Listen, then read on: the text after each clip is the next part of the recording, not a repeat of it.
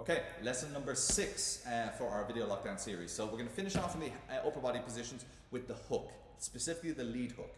Whenever we're talking about throwing a lead hook, there are loads of different ways to hold your hand, and they're all correct, okay? You can have palm facing towards you, you can have palm facing down, you can even have the palm facing away slightly. What I would recommend though is initially learn with the palm down, and the reason we do this is because it will teach you that there is a right time to throw a hook in terms of distance and the wrong time. This will be wrong, all right? It's too far away. You can see my thumb is going to be the point of impact, and that's going to hurt me more than it's going to hurt my target. So I'm going to make sure I always throw the hook so my knuckles are the point of impact. It's supposed to be most of the time a closer range shot than, for example, the jab and the cross. That's why we have a jab and a cross. It's because if someone's out of hook range, we have something that we can catch them with as well. So when we practice this, try and practice with your palm facing down when you throw your hook.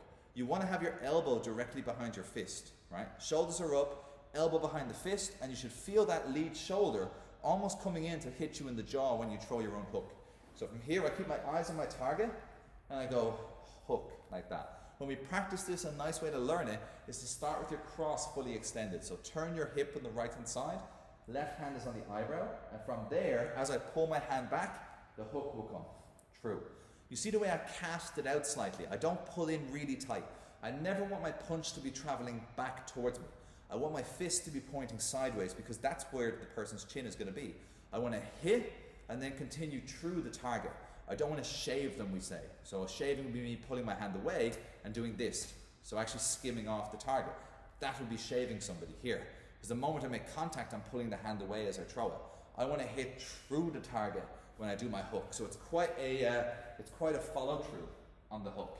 That's why I make sure I keep my eyes pointed forward and I keep my chin turned towards the target, because I need to be able to recover back after this. If I let everything turn, there's no recovery. I'm going to have a really hard time getting back into my stance. So from here I'll practice. I'll go right cross extended, hook, back into stance. Right cross, hook, back into stance. And you see that shift back into the back foot? That's really, really important. I'll show you from a bit further away so you can see the feet. So from here again, right hand extended, hook into the back foot. Right hand extended, left hand covering, holding the phone, elbow in, bang. And look at the right hand position when I do this. Elbow in, hand holding the phone once I've done my hook, and I recover back. You can choose not to put a big rotation into the lower body, okay, that is your choice. However, if you've correctly set up the range, it's extremely unlikely you're going to be catching low kicks as you do this motion, okay?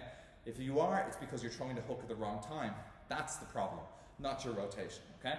So let's work on that again. From here, I make sure I go out, boom, hook. We'll put it on the right hand first, pull the hook through, right hand, pull the hook through, backwards into the back foot, right hand, weight is over your lead foot, hook, weight goes into the back foot. Once you're comfortable with that, build it up to the 3. From here, jab, cross, hook, much like when we talked about the 2, I slide this hook in directly behind the right hand. That's why we practice starting here and pull the hook through, because I don't wait until I've come back and then hook. It's too long, too many gaps. I'm going to make sure when I'm throwing this, it comes immediately down the pipe. So if we do it on a bag, instead of it looking like this here, like that, that's no good. I want to make sure I trim all the gaps down between that combination. Like that, ba ba ba, right?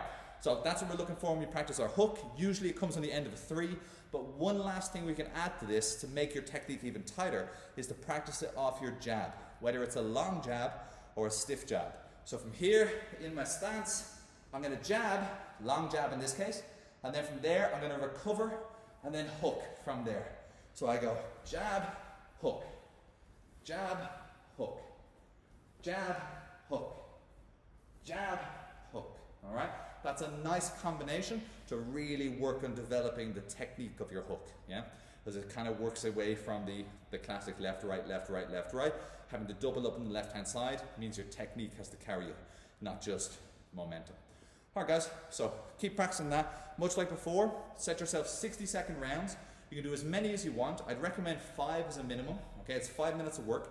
60-second rounds, 30 seconds rest. Moving in your stance. For the first one, I would only move my feet. Just in my stance, good push steps. I might learn to back up, move to my left, move to my right, always leading with the foot in whatever direction I plan on going. Once I've done that for a round, then I'm going to start building in my jabs. Nice long jab. Get practice with that. Once I'm comfortable with that, I'll start stiff jabbing. Put my shoulder into it. Once I've done that, then body jab. Then we start working the cross, the 2, then the lead hook, the 3, then the jab into the hook, and you can start to build up your combinations within these 60-second rounds, okay? Stay at it, stay consistent, try and dedicate this time every day, and use it as a warm-up to either do some push-ups, have a stretch, do some yoga, whatever you prefer to do for your own fitness. Get out there, cycle, run, do what you can, okay? Let's stay active, stay consistent. Well done.